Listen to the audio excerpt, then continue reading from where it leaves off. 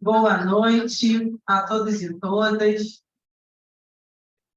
aos que estão aqui presencialmente, aos que estão na internet, no modo virtual, doutor Emílio, doutor Fernando Maia. Parabéns, doutor Fernando Maia. Soube que o seu evento ontem na BAME 4.0 foi um sucesso. Estou vendo Marcelo Citribal e muitos outros aí presentes. Quero cumprimentar a mesa, doutora Melina Luna, mentora da BAME e coordenadora do podcast, e a alegria de receber o nosso sempre eterno associado da BAME, doutor Luiz Arechavala. É uma honra muito grande recebê-lo. Vou passar a palavra para a doutora Melina Luna, para que ela faça as honras da casa e a apresentação do palestrante de hoje. Desejo a todos uma boa noite. Boa noite a todos. Seja muito bem-vindo. Prazer estar aqui contigo. Acho que muitos já o conhecem, mas vou aqui fazer um breve resumo da carreira e de todo o conhecimento que ele vai apresentar um pouquinho aqui para a gente. Bom, a gente vai receber hoje aqui o doutor Luiz Arechavala, um grande colega de profissão. Ele é advogado, sócio fundador do escritório Arechavala Advogados, membro da Comissão de Direito Urbanístico e Imobiliário da OAB do Rio de Janeiro e da Comissão de Direito Condominial da OAB do Rio de Janeiro. Membro da diretoria acadêmica da Associação Nacional da Advocacia Condominial, ANACOM, árbitro da Câmara de Mediação e Arbitragem Especializada, CAMES, e autor do livro Condomínio Edilício e Suas Instituições. Os exemplares estão aqui na mesa, tá? Excelente livro, já tenho o meu com dedicatória também. Oi.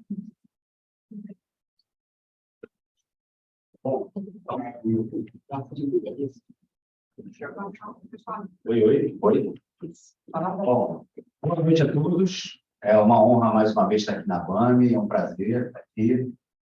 Obrigado pelo convite, Alessandra, Melina, toda a equipe da BAME, sempre uma honra, sempre muito legal estar aqui de volta. Eu sou eternamente grato pela BAME, né, por toda a projeção que me deu, sempre, inúmeras vezes estive nesse auditório aqui, fazendo pinga-fogo, palestra, enfim, tudo que foi sempre solicitado, não só aqui, como em outros lugares também que a BAME sempre me demandou, então para mim é uma honra estar aqui com você. Tá? Obrigado. Vamos falar um pouquinho hoje sobre contrato de administração de condomínio. Para quem milita na área condominial, é um contrato que a gente lida muito, que a gente é muito familiarizado. Ele é um contrato que não está tipificado no Código Civil, nem nenhuma legislação extravagante, então a gente precisa falar sobre ele, entender um pouquinho a sua natureza, para que a gente possa operar bem esse tipo de contrato, porque ele é uma realidade muito presente em praticamente todos os condomínios. Pouquíssimos condomínios hoje em dia não têm uma administração de condomínio. Vamos nessa? Primeiro ponto. Só esse slide, né? Pode voltar lá, Carol. Primeiro ponto. Vamos tentar entender um pouquinho a natureza desse contrato. É um contrato complexo, porque ele tem pedaços de vários tipos de contrato existentes no Código Civil, e aqui eu destaco o mandato, a prestação de serviço, o depósito e, em muitas situações do mundo também. Além disso, é uma relação de consumo entre a administradora e o condomínio, e a gente vai ver um pouquinho agora cada um desses tipos contratuais, como que eles se comportam dentro dessa dinâmica de administração de condomínio. E aí eu me recorro ao diálogo das fontes, né?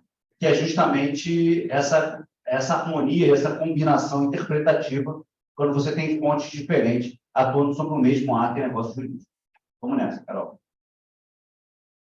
Primeiro ponto, eu vou trazer algumas decisões aqui para facilitar o nosso entendimento, tá? Além de explicar, sempre é bom a gente ver jurisprudência, ainda mais numa casa de advogado, né? A gente vive atento, né, e ligado no que a jurisprudência está tratando. Mandato. A relação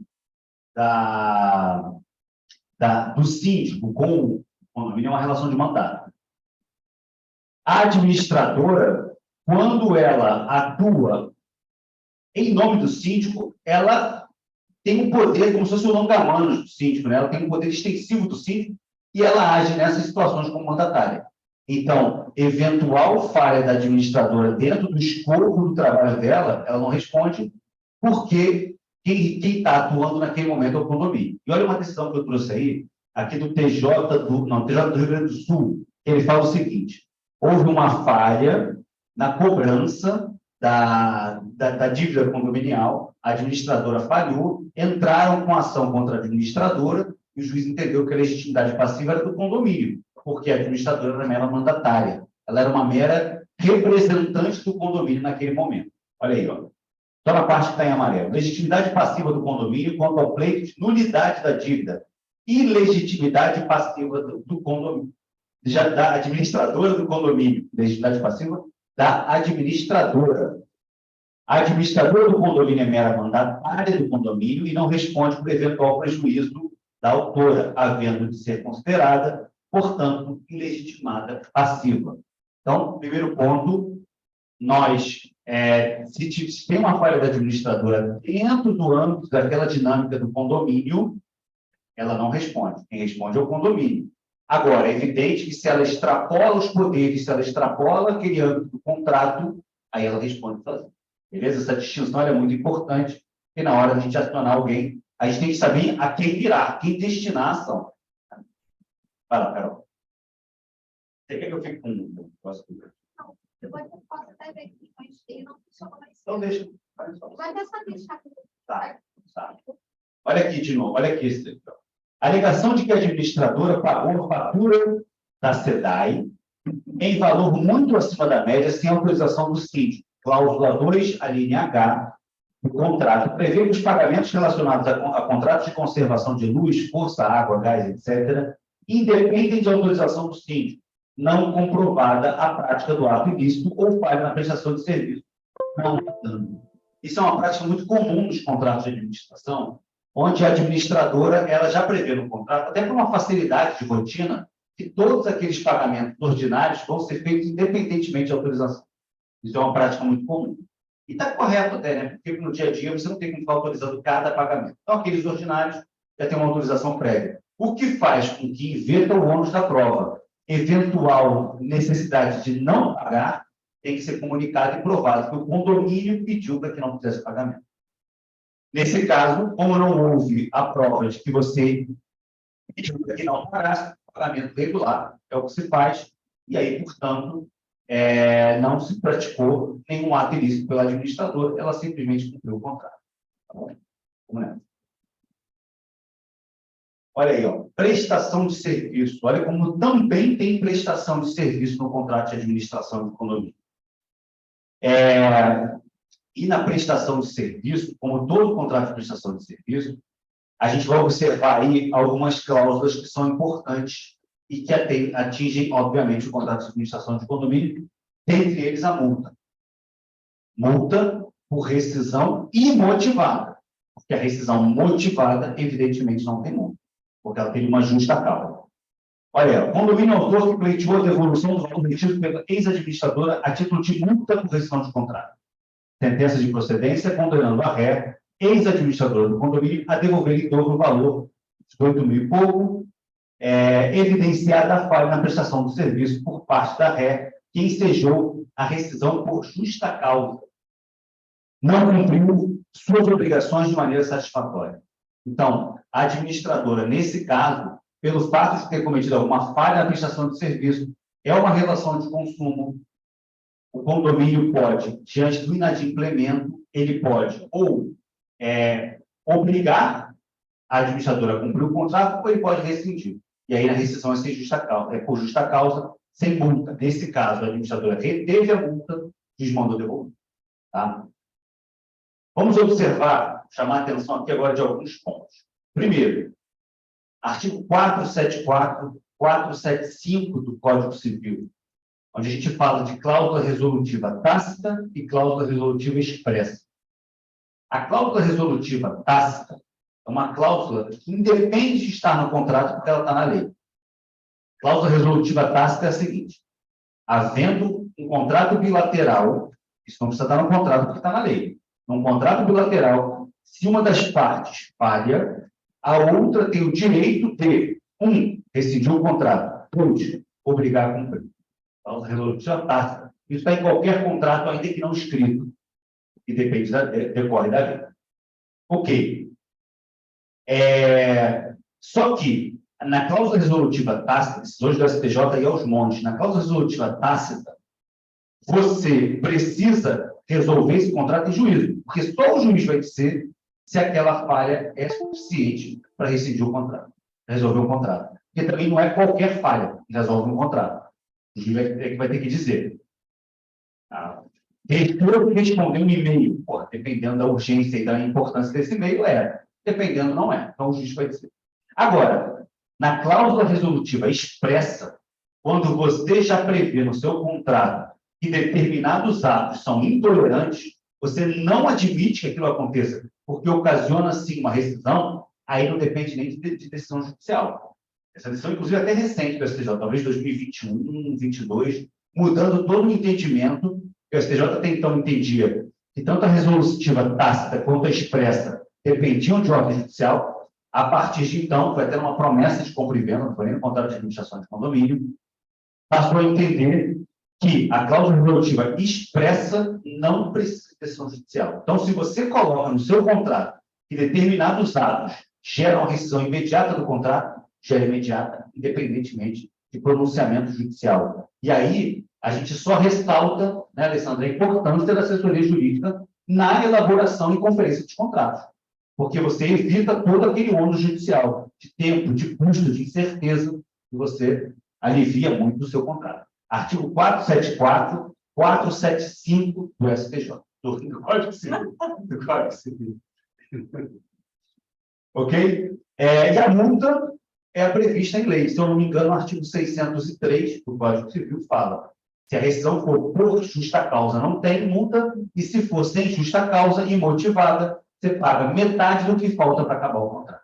Beleza? Lembrando que é uma relação de consumo, então você pode sim constar no contrato que o consumidor vai ser menos onerado do que está na lei, nunca mais onerado. Então, você pode colocar uma multa menor do que na lei, mas nunca maior. Beleza? Vai lá, Carol.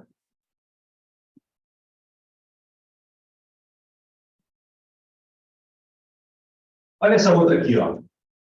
Essas decisões estão reforçando o que eu estou dizendo. Né? Olha essa aqui, ó. Rescisão por justa causa, portanto, sem multa. Olha o que diz aqui. Eles são aqui do TJ do Rio, do ano passado. São recentes. Rescisão de contrato pelo condomínio réu em 2015, conforme a notificação enviada pela autora, motivada pelo alegado descumprimento das estipulações do contrato pelo administrador. Na hipótese, as provas dos autos, especialmente os e-mails e documentos apostados pelo condomínio réu, demonstram que a parte autora deu causa à extinção do vínculo contratual, em razão de falha na prestação de serviço, comprovado através das constantes reclamações da parte réu. Foram reconhecidas pela parte ré, no sentido da inexatidão de erros de cobrança, erros e demora da administradora na solução de problemas, que, inclusive, foram reconhecidas pela própria autora em sua réplica, configurada a hipótese de extinção do contrato pela prestação de serviços prevista no 607 do Código Civil, incabível, portanto, a multa pleiteada. Então, ficou comprovado nos autos a justa causa, e aí você só rescinde sem de imediato. E até mesmo sem aviso prévio. Acabou a confiança, acabou o amor, acabou o amor. Próximo. E esse outro, em contrapartida, para ilustrar o que a gente está dizendo, rescisão imotivada, multa devida. Olha aí, ó. A partir, passou a ter validade 12 meses, prorrogáveis por igual período, rescisão unilateral imotivada pelo tomador, cabimento de multa compensatória. Artigo 603. Como falei, tá? O contrato de administração de condomínio, ele tem uma característica que normalmente a gente vê em todos os contratos dessa natureza, que é as renovações automáticas. Né? Você está lá, por exemplo, o contrato de prestação de serviço, pelo Código Civil, ele tem um prazo máximo de 4 anos. Mas, normalmente, esses contratos, a gente vê eles ser de 2 em 2 anos, renovados ali, se você não avisar com uma antecedência de 90, 60 dias, ele renova automaticamente. Tudo que eu já vi em termos de jurisprudência é que essas renovações automáticas, elas são válidas. Eu nunca vi nenhuma decisão dizendo que essas renovações seriam, por exemplo, abusivas, feririam o direito do consumidor. Nunca vi. Já vi decisões sempre corroborando esses contratos. Então, é importante, caso o condomínio queira rescindir, ou aguarde o momento adequado, né, e aí fica ligado, ou então vai ter que ter algum motivo para que a rescisão seja feita. Sem tipo de... Agora, outro ponto importante, rescindir sempre é possível, tá? Ninguém é obrigado a ficar com a contratada. A questão só toda é a penalidade que está imposta no contrato. Só tinha só. Claro. Tem uma administradora aqui no Rio de Janeiro. Espera só o microfone, porque o pessoal que está em casa para poder ouvir. Carol, Então, o senhor quer falar aqui, que a pessoa fala? não, pode fazer, é só para o pessoal. Tem um condomínio aqui no Rio de Janeiro que ele faz a renovação do contrato na Assembleia Geral Ordinária. Todo ano, durante a Assembleia, no final da Assembleia, ele faz uma pergunta aos condôminos se vai ser renovado o contrato. O síndico eleito ou reeleito, ele tem que, na hora, assinar aquele contrato.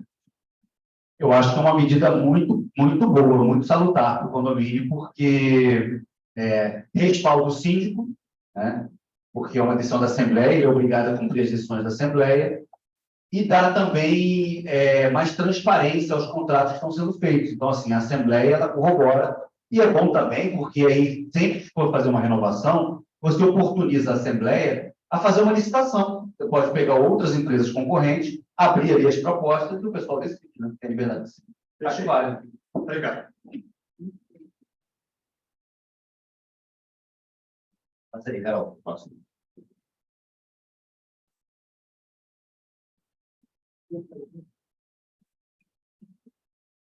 Olha aqui, pessoal. Queria chamar a atenção para esse ponto. Quando existe contrato de mútuo entre a administradora do condomínio e o condomínio, quando o condomínio fica em saldo devedor, automaticamente, o fato de ser repulso o saldo devedor, você já tem ali um contrato de mútuo, é automático. O contrato de mútuo entre pessoas que não são instituições financeiras autorizadas pelo Banco Central e toda a legislação, ele é válido. Está previsto, inclusive, no Código Civil.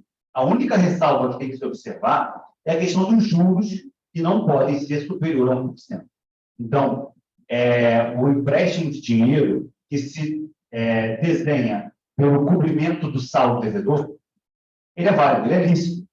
A única questão que tem que observar é que os juros não podem ser superior a 1%, porque não estamos tratando de uma relação com uma instituição financeira. E aí é importante chamar a atenção dos condomínios, das assessorias jurídicas e das administradoras para que não utilizem essa prática, porque isso é rechaçado, inclusive, pela lei da usura. Então, é importante chamar a atenção. A limitação de juros está no artigo 406 do Código Civil, que ele não fala especificamente em 1%, ele fala em Tesouro Nacional, você tem que cobrar o mesmo juros que os tipos de Tesouro Nacional e tal. Então, hoje em dia, a jurisprudência meio que simplifica tudo isso, é 1% ao mês. Tá bom?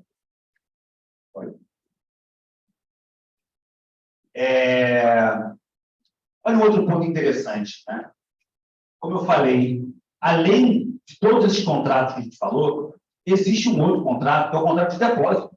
A administradora, ela é depositária de bens do condomínio, seja o dinheiro, quando o dinheiro fica com a administradora, seja de documentos também, e outros tipos de bens, que são livros de ata, documentos, enfim, de um modo geral, do condomínio ficam em poder da administradora e, naquele momento, estabelece uma relação de depósito.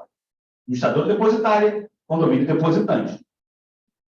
Para o dinheiro, especificamente, a gente tem uma norma, tem uma regra do Código Civil, artigo 629, que diz o seguinte: o depositário é obrigado a ter na guarda e conservação da coisa depositada o cuidado e diligência que costuma com o que lhe pertence, bem como a restituí-la com todos os frutos e acrescidos, quando o exija o depositante. E aí agora é importante a gente parar examinar um pouquinho os detalhes que tem contidos nessa norma.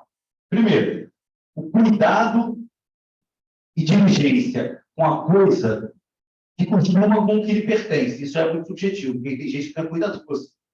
Então, o cuidado que eu tenho com as minhas coisas e eu tenho adotado com os outros, pode ser que não seja um cara muito cuidadoso, isso não é um parâmetro, né?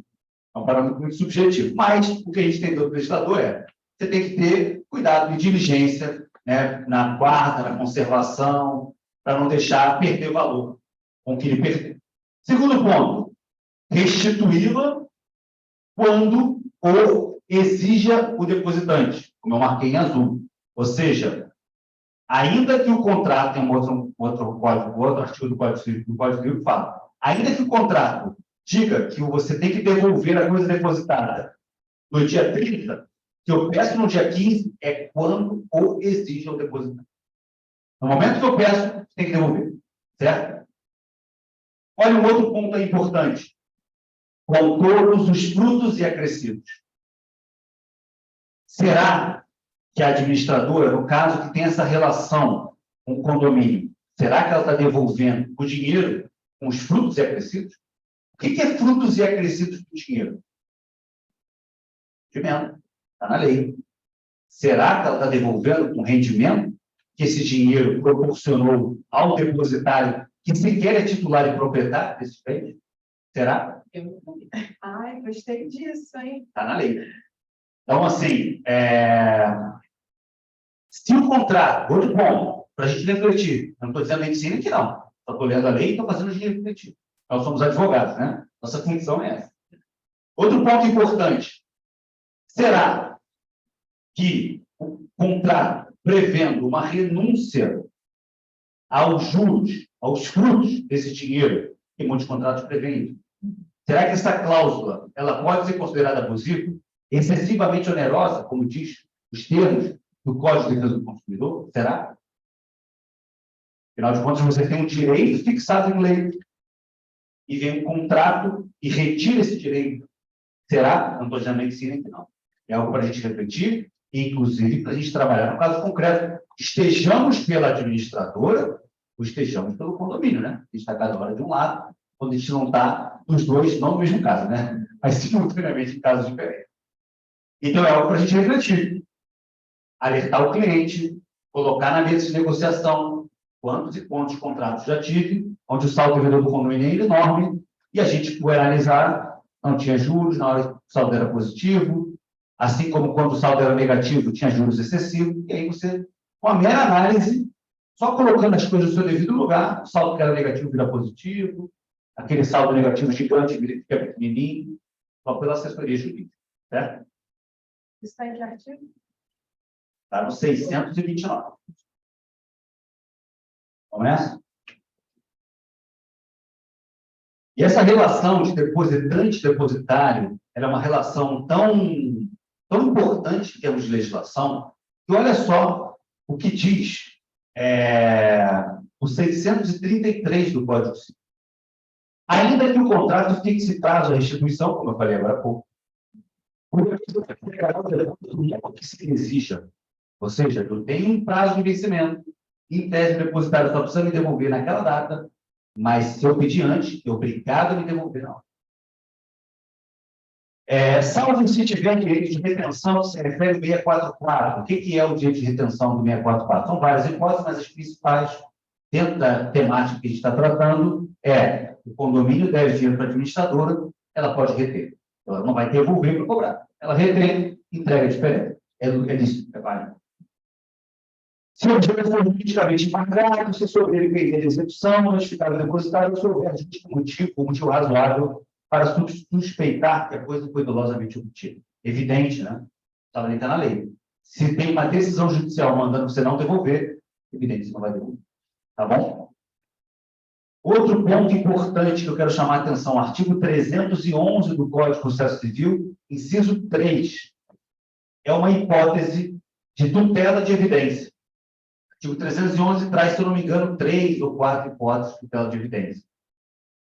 Uma delas, que é a que eu vou falar agora, se aplica exatamente ao contrato de depósito. E acho bem cabível dentro dessa temática que a gente está falando. Olha o que diz aqui. Ó. A tutela de evidência será concedida independentemente de demonstração de perigo, de dano ou de risco ao resultado útil do processo. Ou seja, a gente tira aquelas hipóteses do artigo 300 do CPC, que fala de fumus boniuris e perigo in mora. Ele fala, olha, nesse caso aqui, a liminar é concedida mesmo sem de requisitos. Quando, inciso 3, se tratar de pedido persecutório fundado em forma documental adequada de contratos de depósito, caso em que lhe será decretada a ordem de entrega do objeto custodiado, sob pena de cominação de multa. Então, se eu tenho prova de que um determinado bem está depositado com o depositário e essa prova é escrita, juiz da liminar, certo? Porque ele dá de evidência, é evidente, é claro, está previamente comprovado de que o meu direito está sendo violado. Então, por que eu vou esperar contraditório? A legislação já autoriza que você faça isso previamente. Okay? Ordem de entrega. Descumprindo, busque a apreensão. Olha que beleza. Outro ponto importante. Nós temos duas hipóteses de prisão civil na Constituição. Uma, devedor de alimentos, e o outro, o depositário infiel. O depositário infiel era uma hipótese da Constituição Federal, artigo 5º de prisão. Isso já foi superado, não é mais, pela súmula vinculante número 25 da STF. Mas eu quero chamar a atenção da importância que o legislador dá ao contrato de depósito, à prisão.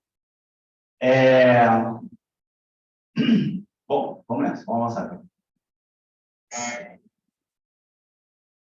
Outra coisa, o contrato, a gente sempre tem a ideia de que aquela relação do síndico com o condomínio, e assim está certo, é uma relação passível de prestação de contas, né? Afinal de contas, o síndico movimentou patrimônio do condomínio, bens, direitos, né, do condomínio, e ele tem que prestar contas. Ele presta em assembleia, e se essas contas não forem aprovadas em assembleia, vai em juízo.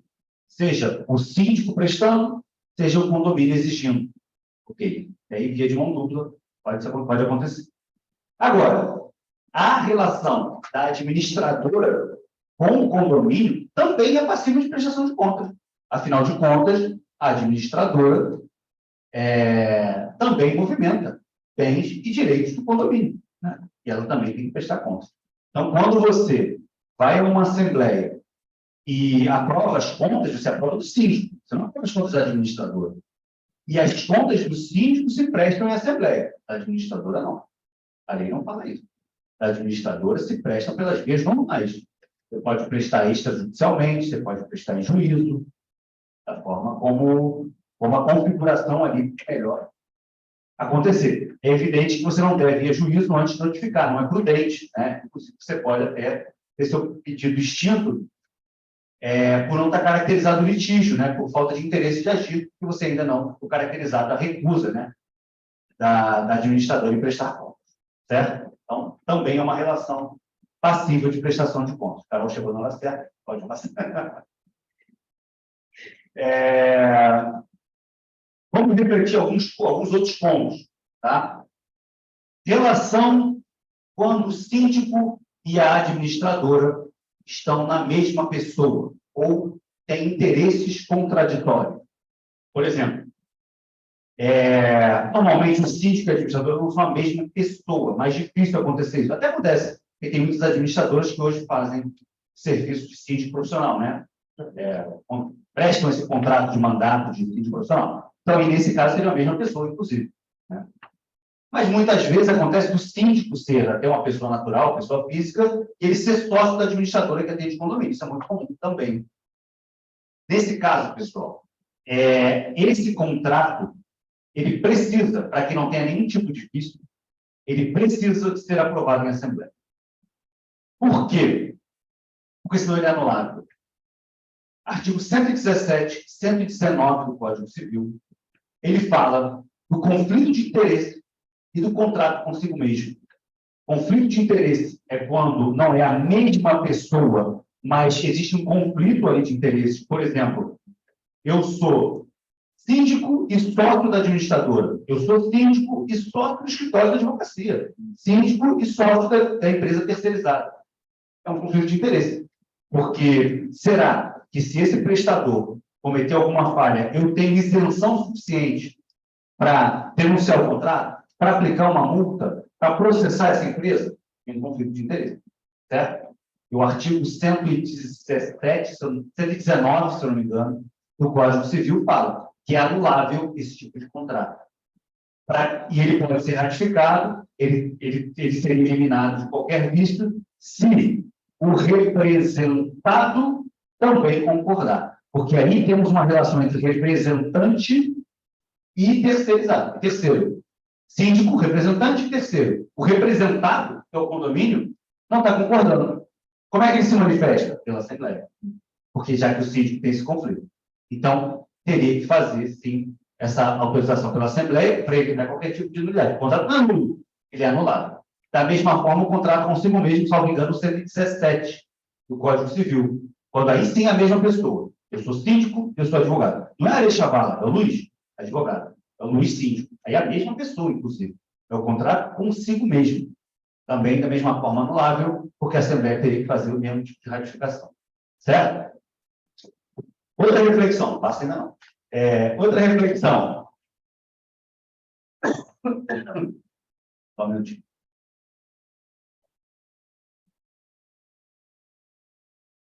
O que fazer, pessoal?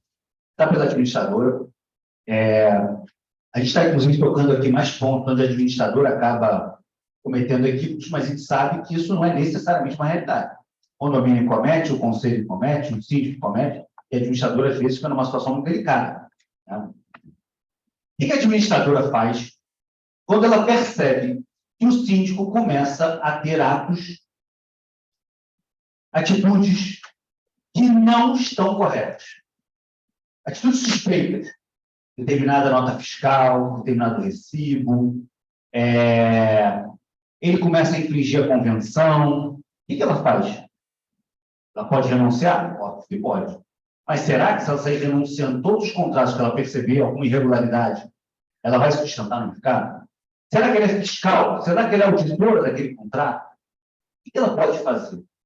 Será que se ela percebe, que pela experiência dela, ela percebe, ela começa a criar alguns tipos de reclamações, né? Começa a ver, esse tipo de nota não dá. E ela deixa aquele comportamento se perpetuar. Será que ela passa a responder por aquelas atitudes que, em princípio, não são delas? Mas será que, de alguma forma, ela passa a responder? Não estou dizendo nem que é o seguinte, não. Será? E aí?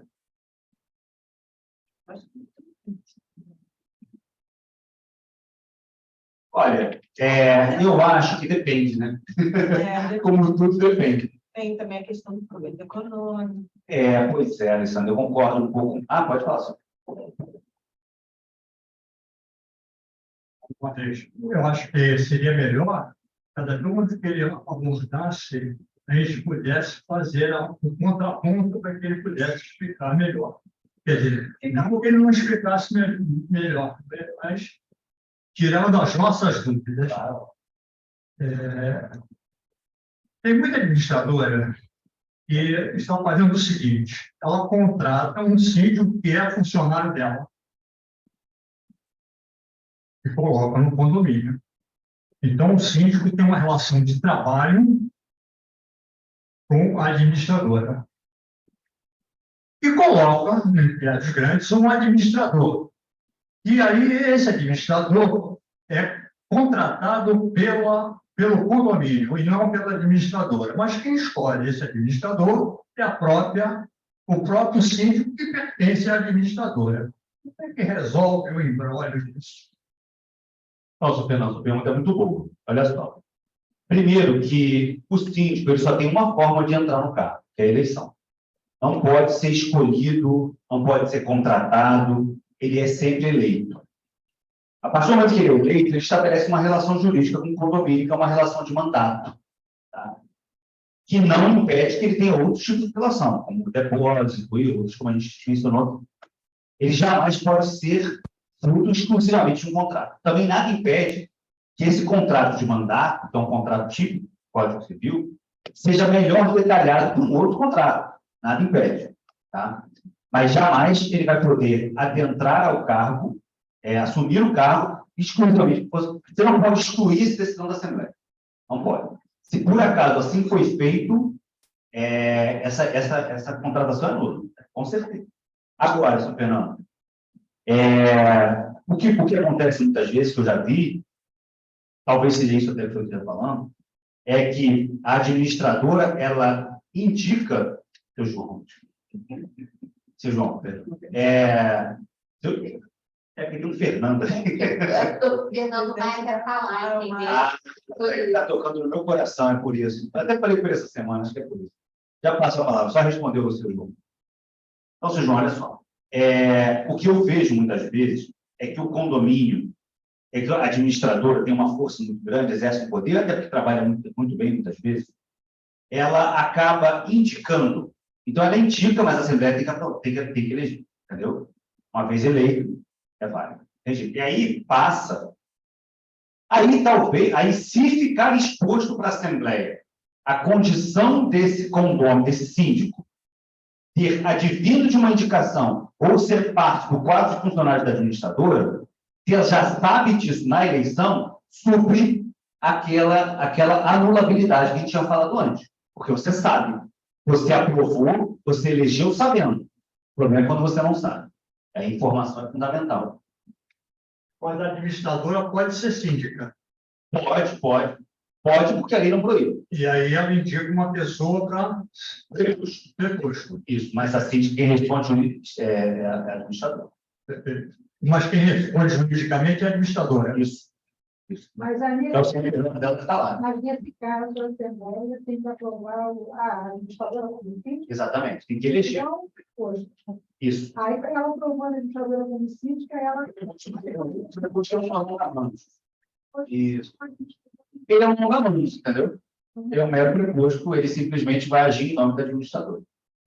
Tchau. Fernando. Doutor Fernando, por gentileza.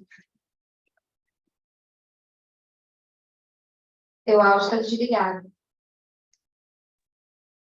Boa noite a todos, boa noite à mesa.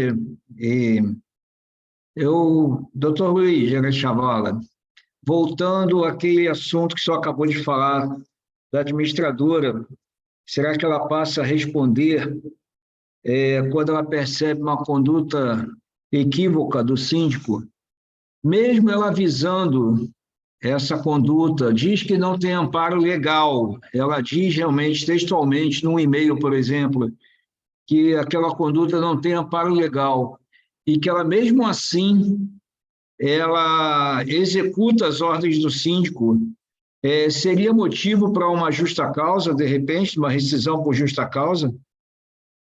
Cara, excelente pergunta, Fernando. Obrigado. Eu estou ansioso pela resposta. Eu queria concordar com o presidente por ser presidente, mas sim pela ideia. Né? Eu acho, assim, você avisa uma, avisa duas, avisa três, mas continua fazendo, né? A partir de um determinado momento, você passa a ser conivente, você não acha, não? Eu não sou dono da verdade, não, mas assim, me dá essa impressão. Né? Você passa a obter lucro por atos contrários à lei. Não acha, não? Por que você se mantém num contrato da qual você já deixa claro que você não está confortável? Só se mantém nesse contrato porque você tem interesse no lucro desse contrato. Só que você percebe que esse contrato, a função social dele, já não está sendo exercida.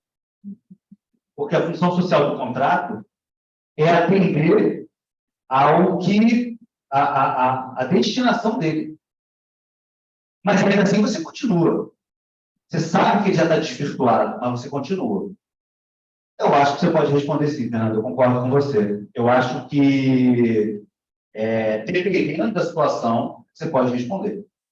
Se eu tivesse na pele da administradora, assessorando juridicamente a administradora, eu acho que caberia a ela, sim, primeiro, deixar claro uma, duas, três, depois, pelo menos, se reportar ao conselho. Eu acho que ela tem esse dever. Porque compete ao conselho fiscalizar. E aí ela fez o que ela tinha que fazer, é o máximo que ela pode fazer. Eu acho que ela não pode se reportar aos condôminos, porque ela estaria exorbitando Mas acho que ao conselho, sim, caberia. É a impressão que eu tenho. Caberia administrador, então, no caso, avisar aos condôminos dessa conduta? Aos condôminos, Fernando, me parece um pouco exagerado. Mas, se reportar ao conselho, desde que avise ao síndico, olha, próximo eu vou ter que reportar ao conselho, assim, assado, sim. O conselho, ou então, pelo menos, se recusar a fazer essa ilegalidade, porque ela está cometendo uma ilegalidade também. Olha só, se é um ato ilegal, ela não pode fazer sob nenhuma hipótese. Certo? Concorda comigo? O ato é ilegal. Agora, tem situações, e a maior parte delas fica um pouco nebulosas, né? Ah, não é proibido, mas é antiético, entendeu? Eu estou falando dessas situações, porque o que é ilegal ela não pode fazer nenhuma hipótese. Ah, mas a Assembleia aprovou. A Assembleia agora tem poder de pedir a lei.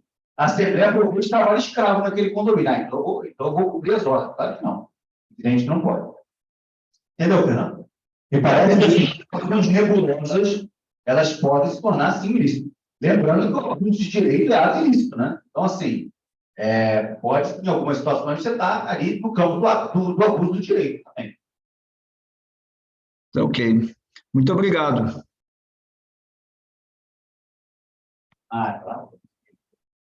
Passa aí, Carol, você tem mais alguma coisa? Acho que não. Não, essa daí é uma ação que teve, mas que até acabou. Depois eu observei hoje, ela até acabou, que era uma ação civil pública contra as administradoras para proibir a cobrança de 13º. O Ministério Público, da parte do consumidor, entrou com essa ação, mas perdeu. Então, pode cobrar, pelo menos tecnicamente pode cobrar. Então, eu tinha chamado a atenção, né? Porque acho que é uma informação relevante, mas perdeu. Então, se perdeu, Então, pode cobrar. pode cobrar. Pelo menos não foi proibido em termos de ação civil pública, né? Nada impede que você, no caso concreto, consiga uma decisão declaratória ali Mas tem que constar do contrato. Sim, sim, sem dúvida. Não pode ser não é uma presunção, né? Porque na lei não tá previsto. Então, Da mesma forma que o síndico dá com o saldo do condomínio, o saldo X do condomínio, e ele fizer uma assembleia, a assembleia aprovar que uma determinada quantia pode ser colocada numa caderneta de poupança ou num CDB, seja lá o que for, desde que esteja aprovado na assembleia, pode ser feito também, sendo manuseado pelo síndico e pelo membro do conselho consultivo, correto? sim, sim. O síndico é obrigado a cumprir as decisões da Assembleia. Então, se a Assembleia determinar, em princípio, é válido. E se a Assembleia descumprir a lei? Em princípio, é válido até que haja uma decisão judicial em sentido contrário. Correto? Então, se o síndico não está confortável para cumprir uma determinada decisão da Assembleia, porque ele entende que é ilegal, ele não deve descumprir. Ele deve ingressar com uma ação eventualmente contra o condomínio, ou ele então deve renunciar. Aí cada caso é um caso e, acima de tudo, deve ter assessoria jurídica para poder orientar ele, ainda que seja advogado. Não se recomenda que você atue em causa própria, né? Estaria muito envolvido emocionalmente. Legal. Eu costumo contratar o escritório de chaval. Quando em causa. Realmente, causa própria nunca é recomendável. Eu mesmo não atuo. Quando tem uma questão, eu contrato um escritório terceirizado, ou então, ainda que atue o meu escritório na causa, eu nem participo. Eu também. Nem participo. E poucas vezes até eu participo das reuniões estratégicas, porque realmente eu acho que não é. Eu me coloco no lugar de cliente, tá? Não reviso peça, nada disso. E acho que não é o mais adequado. Já tentei fazer e sempre me dei mal, sinceramente. Porque exagero nas colocações, deixo de prestar atenção por coisas que são evidentes, básicas. Já tive essa experiência, não recomendo. Automedicação. Né? Doutor Fernando quer falar novamente? Não, só uma... Eu queria que voltasse um pouquinho, por favor, essa cobrança de 13º, eu não entendi bem. Ela é legal ou não? Doutor Fernando? Responde bem. Só 2 minutinhos que o doutor Alexandre foi ao toalete já volta, tá bom? Não, porque a ação foi julgada improcedente. Pode cobrar. Quer dizer, nem pode cobrar, né? A ação foi julgada improcedente. Então, Tá, tudo bem. Foi direto. Só um minutinho que ele foi ao banheiro e já volta, tá bom? Não, tudo bem, já tirou minha dúvida. Obrigado. Você pergunta aí para mim? Eu vou assistir com perguntas aqui. Você pergunta? Juntem as perguntas. Eu tenho mais um. É, Muito bom. mas claro, Deu uma Alexandre até hoje. Você deu um farol aqui. Emílio, vou passar para você e Cláudia Bibi fazer o convite para Alexandre Vala fazer parte da nova gestão aí de reeleição, hein? Quando ele voltar, por favor, reiterem o meu convite. Muito bom. Eu depois tenho algumas perguntas aqui que eu gostaria de fazer ao Dr. Luiz Arechavala, assim que ele retornar. Ótimo. Ok? Ok. E eu falo com nossa conversa hoje sobre aquilo que eu sei.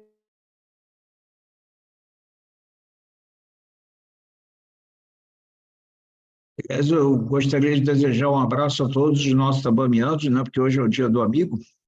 Somos todos amigos, né? Bons. Muito amigos. Olha abraço lá na tela aí. Obrigado, Fernando. A todos também um abraço. Cláudio, abraço. Emílio, abraço. Está lá no cantinho, lá. E uma secretária nossa, então, Cláudia Augusto. Minha presidente, ontem eu fiquei bem feliz com a live, foi muito legal, viu? A live de ontem foi um sucesso. Não é live, né? A BAME 4.0, com as comissões. Olha, você pode fazer um outro evento da sua comissão e convidar o doutor Luiz Alexandre. Vai começar dele? É a condominial. Vai. Emílio, quer te perguntar. Oi, Emílio, tudo bem? Eu vim na quarta-feira. Não, na terça-feira. Eu queria primeiro parabenizar o nosso colega não só pela exposição que fez lá no Cresce anteontem, sobre fraudes, é muito boa, né?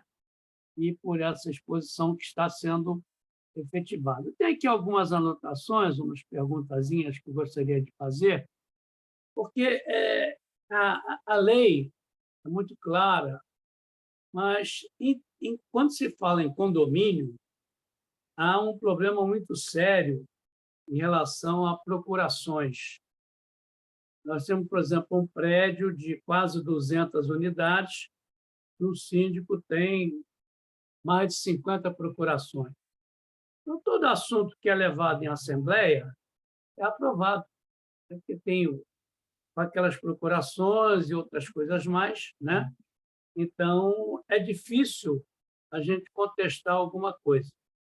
Um dos membros do Conselho Fiscal desse condomínio vem lutando aí com uma série de problemas, de coisas, digamos assim, erradas, vamos dizer assim, mas que não vem surtindo efeito. Os dois outros conselheiros fazem parte lá da patota lá do síndico, né? E, quando chega na Assembleia, ele, em que pese fazer as suas ponderações, esse conselheiro por escrito, etc., etc., colocado o assunto em votação, vamos supor, prestação de contas, elas são aprovadas.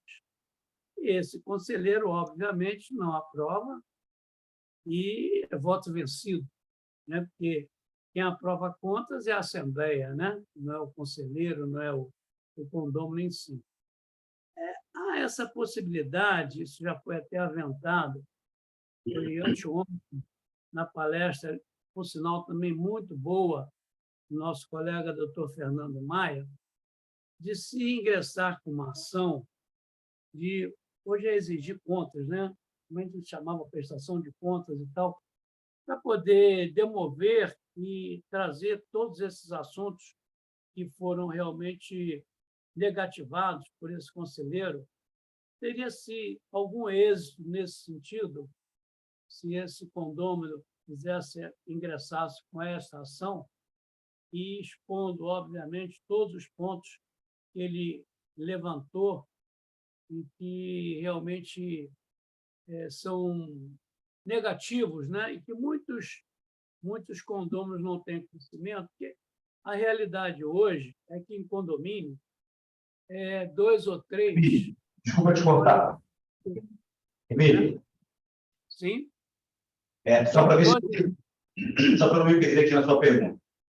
Está perguntando que as contas, uma vez... Vê se eu entendi direito. Tá? Contas, uma vez aprovadas, se você pode cancelar depois dessa aprovação. É isso ou não? É, mais ou menos isso, porque em condomínio vale os votos. Então, a gente vê vários condomínios aí, síndico e demais pessoas aí com a montoeira de procurações, e praticamente o condômino vai à Assembleia só para dizer amém, nada mais do que isso. Então, não vejo, é difícil realmente a gente levantar essa situação. Como você está falando de aprovação irregular? Então, a minha pergunta seria essa: será se há possibilidade de êxito para esse condômino, que inclusive faz parte do conselho, de impugnar essas contas, então, mesmo com a aprovação em assembleia, dentro do que eu expus? Entendi a sua pergunta. Será que essa pessoa sozinha pode impugnar, uma vez que a Assembleia aprovou, com um excesso de procuração, certo? Certo. Tá. Sua pergunta é muito boa. Vamos devagarzinho ali para a gente responder tudo, tá? Primeiro, excesso de procurações, que é uma prática, infelizmente, muito comum, não é proibido por lei. Pode ser proibido pela convenção e, se assim for, ok. Né? Agora, o fato de não ser proibido expressamente por lei não quer dizer que ela é sempre permitida, porque eu tenho o direito de outorgar procuração, eu tenho o direito de receber procuração, mas o abuso do direito é ato ilícito. Artigo 187 do Código Civil, certo? Então, em determinadas situações, você pode, sim, configurar um uso abusivo das procurações. Tá? É raro, é difícil, mas tem precedente. Aqui no TJ, inclusive. Tá? Eu já tentei, algumas vezes, nunca consegui eliminar para impedir o uso ou demonstrar ou anular. Eu nunca consegui. Tá? Mas tem precedente. Tem precedente. Tem um livro que fala sobre esse assunto de uso abusivo, de procuração, um livro muito bom. Ele vai estar exposto aqui, que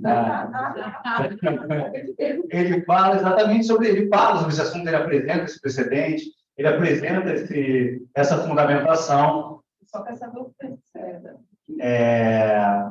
Eu posso... 120. Ele fala sobre esse assunto e outros também.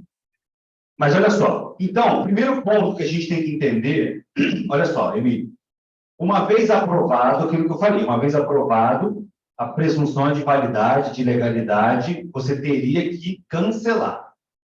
Para cancelar, a gente tem que ter um vício na manifestação de vontade, que é como se cancela qualquer ato jurídico, qualquer negócio jurídico. Quais são os vícios de manifestação de vontade? Lá no Código Civil. Coação, dolo, erro, né? Fraude a credor, estado de necessidade, embora a fraude a credor seja tecnicamente não seja isso, mas tudo bem, está lá. Dentro de uma assembleia, você não vai ter fraude a credor, né? Você não vai ter estado de necessidade, é uma coisa muito rara de acontecer, até poderia ter, né? Aquele cara está precisando muito, mantendo a situação, enfim. Mas a gente pode encontrar, dentro do que é mais razoável, o erro e o dolo. O erro também é mais difícil, mas também é possível, porque o que é o erro? O que é o dolo? Para começar explicando mais fácil. O dolo é quando você engana alguém.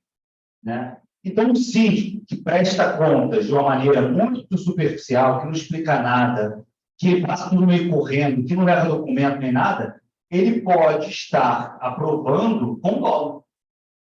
O erro é eu não tive uma percepção correta dos fatos.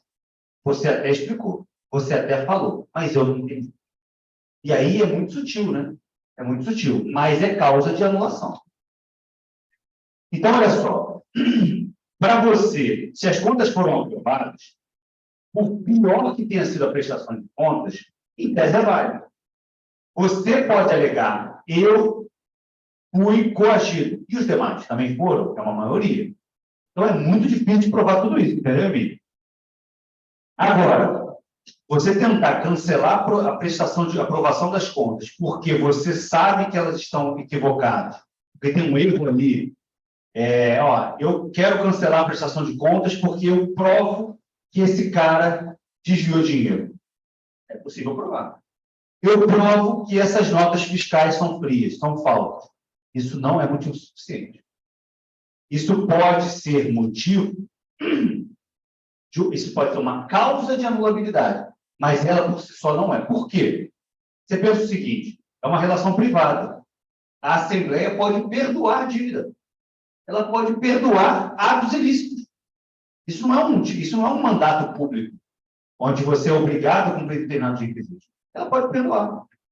A Alessandra me contrata, eu ocasiono a ela um prejuízo, até intencionalmente. Se cortasse, mas eu posso ocasionar um prejuízo, eu posso me conciliar com a parte contrária, fazer um acordo em prejuízo dela, posso ou não posso? Ela é obrigada a me processar? Ela não pode me perdoar? Ela não pode continuar me contratando, mesmo sabendo das minhas deficiências? Pode. Por quê? Porque é uma relação privada. O seu advogado você escolhe. Ainda que ele seja ruim. Esse você não pode escolher se ele tiver cassado o registro. O seu síndico, o seu representante, o gestor do seu patrimônio, em condomínio, você também escolhe. Mas ele é péssimo. Péssimo para você. Para mim, não. Esse critério subjetivo ninguém tira da Assembleia. Certo? Então, diante de tudo isso, respondendo agora objetivamente, só um conselheiro percebe que está irregular, mas a Assembleia aprova. Aprovado está.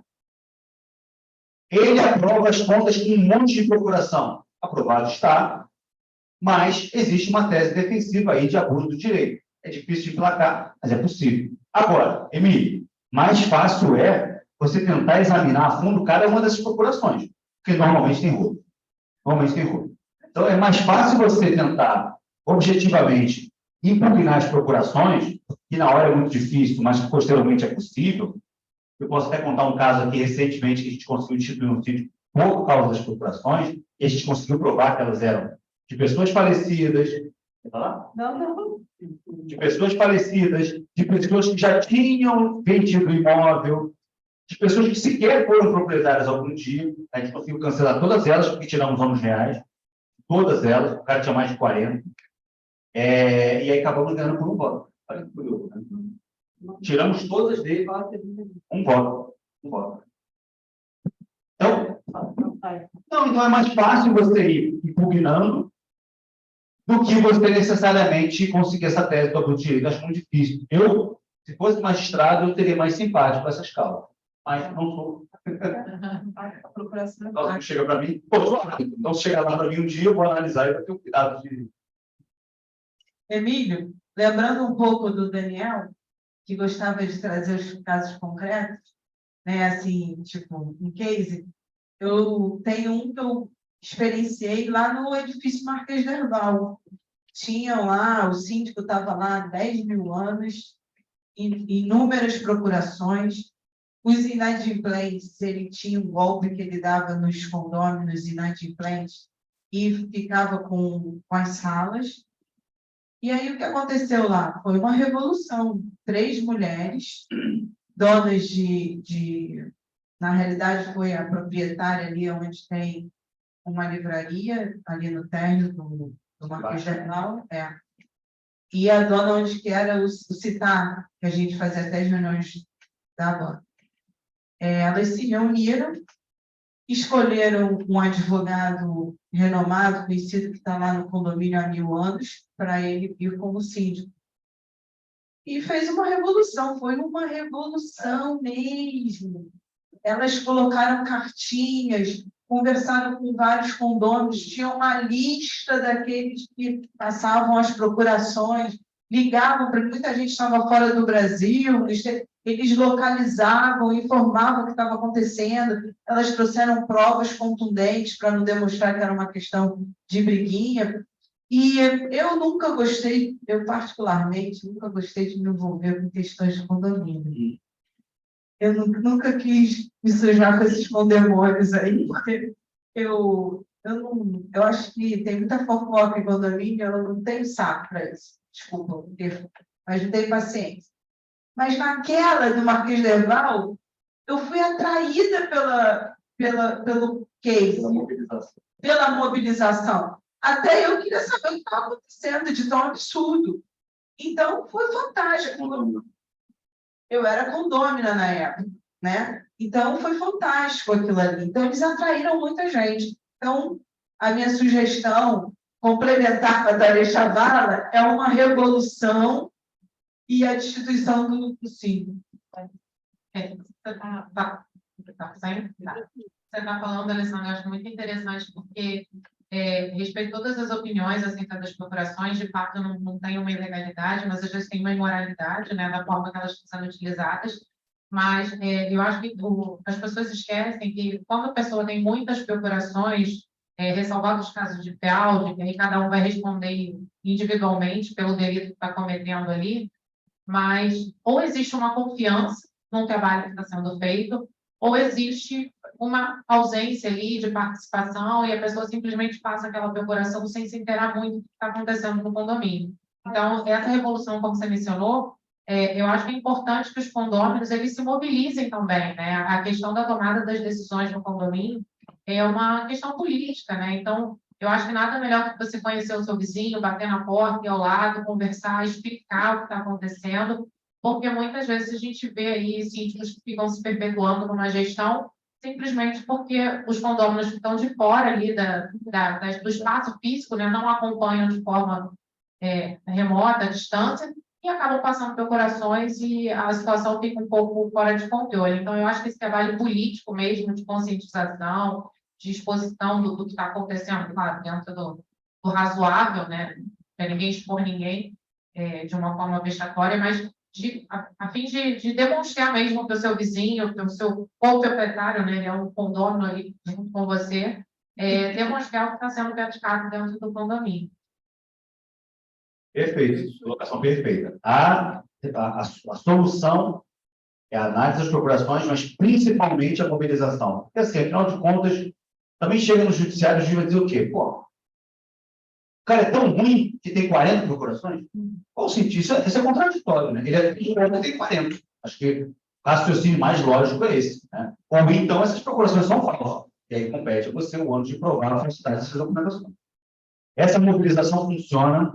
Lá no História a gente faz muito isso, inclusive, e é o melhor caminho. Porque é uma democracia, né? Gostemos ou não, é uma democracia e tem que ser respeitada a maioria.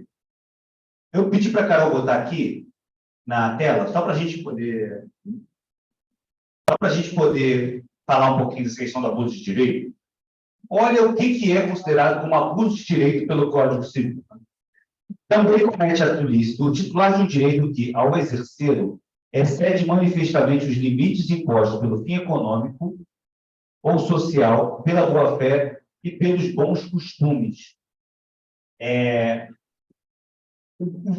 Exceder manifestamente os limites impostos pelo seu fim econômico ou social, boa-fé ou bons costumes, basicamente é o desvio de finalidade. E aí é que está. Quando eu outorgo uma procuração para um síndico, um condômino qualquer, será que ele está me representando ou se representando? Quando eu outorgo uma procuração, será que ele está vendo o meu interesse ou o dele? Se a gente conseguir provar que ele está vendo o dele e não o meu, é um desvio de finalidade. Ele excede os limites impostos pela boa-fé. Se ele, por exemplo, e aí a gente tem que analisar isso muito casuisticamente, né? É o caso concreto que vai dizer se ele está ou não excedendo. E aí eu acho, compete também ao advogado, né? Nossa tarefa é muito essa, é argumentativo, né? A gente mostrar isso para o juiz, entender bem os institutos jurídicos e mostrar isso para o juiz. Olha, nesse caso, se você observar aqui, ele votou por mim, mas eu tinha pedido para ele não votar nesse assunto. Esse assunto ele votou a favor da obra tal, mas ele nem olhou para a minha procuração, ele nem olhou para o meu interesse, porque ele aprovou quando isso aqui é um interesse contraditório a mim. Olha como ele não estava nem observando. Entende? Aí é caso concreto. Né? E compete ao advogado também ter esse cuidado. A questão é que, pelo que o Emílio colocou, e também até uma observação que a Melina falou, geralmente, o mandatário, ele não sabe de nada do que está acontecendo.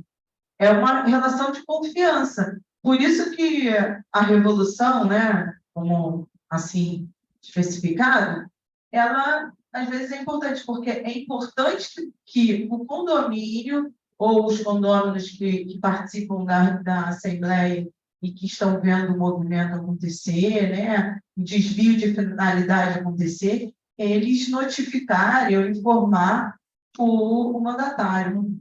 Tem pergunta mais aí? Doutor Cláudio? Bom, na verdade, eu estava esperando terminar para fazer um convite ao doutor Ali Chavala, né? Então faça, por favor. Pode anotar meu pix aí. É o seguinte, a ABAME, ela precisa de um ar novo, ares novos aí, com gente do seu quilate, para que a gente possa angariar mais associados, ter mais presença no mercado. E, em razão disso, eu vou pedir ao senhor para voltar para a ABAME, para que a gente tenha no nosso portfólio a presença do senhor como palestrante, como associado, e que a gente possa, com isso, mostrar que a ABAME, além de ser uma associação bem prestigiada, ela tem hoje novas pessoas com novas ideias, que vai nos ajudar aí a ter um bom direito. Não vou nem precisar fazer a carteirinha nova, porque ela está já aqui, ó, na carteira dele. Isso demonstra o amor que ele tem pela ABAME. Ô, Cláudio, por acaso, eu não sei onde é que vocês estão me vendo aqui, por acaso, até essa semana fui mexer alguma coisa, achei minha carteirinha. Deixa eu ver o número associado aqui. 1070. Eu sou antigo, sou muito antigo. Não, vocês lembram de mim do tempo que eu fui diretor jurídico. Mas, muito antes de ser diretor jurídico, eu vim aqui nos pinga-fogos, eu vim aqui nos debates, nos eventos que tinham na ABAME, eu ficava sempre sentado ali naquele cantinho. Eu vinha para aprender, debati muito, fui muito socorrido pela ABAME. Depois, né, a Zenaide me chamou para ser diretor jurídico e continuei também, né, participando de alguma forma da ABAME. Aí tive uma exposição muito grande, né, como profissional, ali nas palestras e tal, nos cursos, e me deu uma ascensão profissional também muito bacana. Então, eu sou muito grato e muito honrado de ter estar aqui, jamais vou negar o convite de vocês. Eu vou ter o maior prazer, o maior carinho em voltar para a ABAME, pode ter certeza disso. E, assim, podem contar comigo sempre. Eu só não sei quanto eu consigo dedicar de tempo ali efetivo de trabalho ali para a sala, né? Isso realmente, porque eu tenho meus limites em termos de trabalho. Eu estou até, inclusive, estou lançando um segundo livro agora, vai sair, estou terminando de escrever o último capítulo, deve sair já 2 meses. Vou doar, eu vou doar um exemplar aqui, vou doar certamente um exemplar, terei o maior prazer de vir aqui, de divulgar e tal, com certeza é uma honra para mim. Então, assim, tudo isso, mais atividade profissional, né? Mais a nossa vida pessoal também existe, para mim, me dificulta um pouco estar ali no dia a dia, mas pode ter certeza que o que vocês precisarem de mim, voltar a me associar, já me comprometo aqui, e o que vocês precisarem de mim, eu estou sempre à disposição. Enfim. Fazer o lançamento aqui na ABAME. Posso fazer um lançamento aqui também, para mim vai ser uma honra, com certeza. Vai ser sobre, ele estava terça-feira comigo lá no Cresce, né, que eu fiz uma palestra lá, vai ser exatamente sobre aquele tema, Emílio. Vai ser sobre alienação, vai ser sobre compra, venda, permuta e doação de imóveis, onde vou falar sobre fraude, corretagem, enfim, tudo que envolve aí propriedade de direitos reais, tudo que envolve, falta pouquinho, está acabando. Toda a parte tributária, Vou repetir depois, até para você revisar para mim um pouquinho também. É isso aí. Tem a palestra sobre a fraude, doação. Foi anteontem, mas está no YouTube, está na íntegra no YouTube. Tá? Então, assim, vocês sempre me honram, sempre foram muito carinhosos comigo, então eu só tenho a agradecer a vocês e me sinto sempre devedor de vocês. Maravilha, parabéns. Tem que resistir. Viu? Isso aí, é assim que eu gosto. E é bom que só na presença de testemunhas, para gravar, viu, menina? É assim que a gente faz. A gente faz. Então, tem mais perguntas? Eu gostaria de fazer uma pergunta, doutora Alexandra. Pode fazer. Veja bem, no seu prédio aí, da Marquês de Eval, né? Teve aí uma revolução, né? Esse caso que eu comentei, por exemplo, há um conflito realmente de interesse, porque o síndico é também sócio da administradora. E quando se convoca uma assembleia, nós sabemos, né, uma unidade de um prédio de quase 200 condôminos, aparecem 8, 9, 10. É difícil resolver alguma coisa em termos de votação. Mas a minha pergunta seria, há uma multa que, não estando, uma multa por rescisão, né, de contrato de administradora, não estando prevista no contrato, ela pode ser cobrada? E se não estiver, é possível de cobrança essa multa na rescisão de uma administradora, não estando previsto em contrato? Se não tiver previsto no contrato, é complicado. Eu não vejo possibilidade. Agora, a gente estava conversando aqui, responde aí, se não tiver previsto no contrato, eu não vejo como, tá? Agora, uma coisa que me veio aqui à cabeça, lembra que a gente falou das cláusulas resolutivas tácitas e expressas?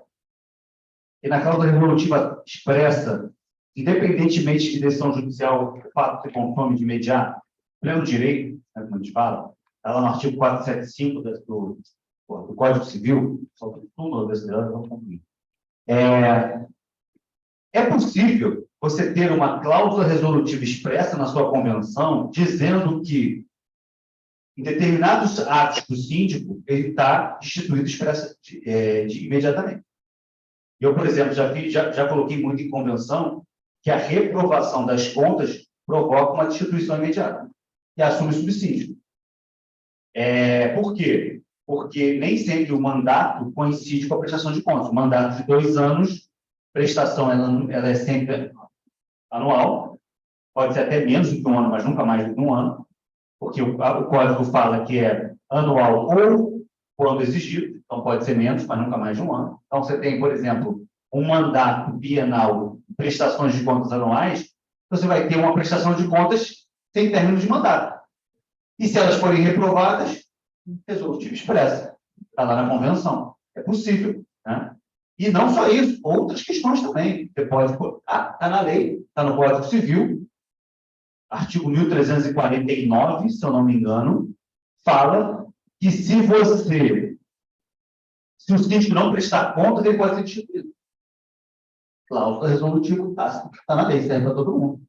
Então, você poderia entrar em pedido de destituição daquele síndico por ausência de prestação de contas. Né? Está lá.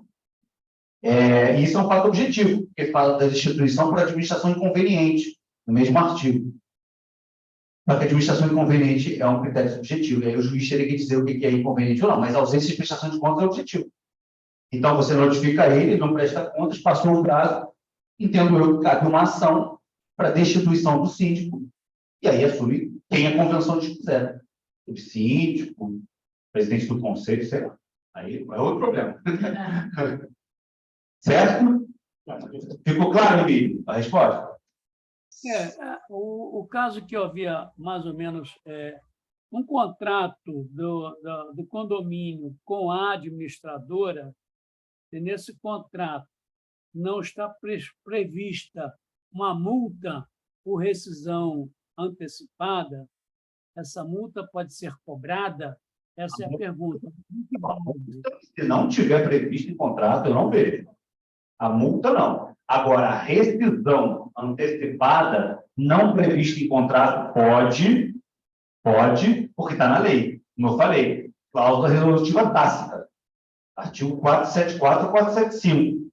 Você, havendo um inadimplemento contratual da administradora, por exemplo, o condomínio pode rescindir. Entendeu? Multa, você não vai cobrar multa, mas você vai rescindir o contrato. Eu acho, viu, doutor Luiz, isso é muito bonito, mas o problema de condomínio, quem tem mais votos é que vence. E nas assembleias, poucos comparecem, poucos condôminos tomam ciência do que está se passando. Infelizmente, a prática é essa. A gente vê determinadas coisas, muitos poucos condôminos se interessam pela vida condominial. A verdade é essa. Okay? Doutor, com todo respeito, o seu contrato, doutor Luiz Arachavala, para seus advogados desse caso, está resolvendo o seu problema. Não, Emílio, você tem razão. Na prática, a teoria é outra. Você tem toda a razão, realmente. A gente está colocando aqui a técnica, né? Mas, na prática, a gente implementar essa técnica é muito complicado. Mas o nosso dever, como advogado, é implementar a técnica. É aquele técnico de futebol de segunda divisão, que ele vem cheio de teoria, mas na hora que o jogo começa, a briga de um lado, a briga do outro, tanto por acaso, mas tem que aplicar a melhor tática para tentar ganhar sempre, né? É assim mesmo. Dá razão. Ok, muito obrigado. Arechavala, tem que deixar um pouco de dúvida para Arechavala voltar, né? Porque senão ele não pode. Eu estou guardando uma aqui sobre os frutos de cotas condominiais. Adorei essa. Vou deixar essa no ar.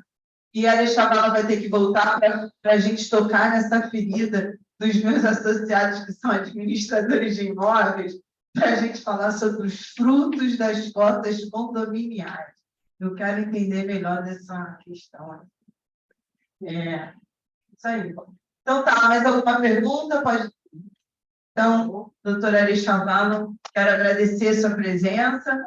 Você já vai levar a fichinha de inscrição e estamos lhe aguardando na próxima gestão. É isso. Tudo bem. Vamos encerrar a noite de hoje.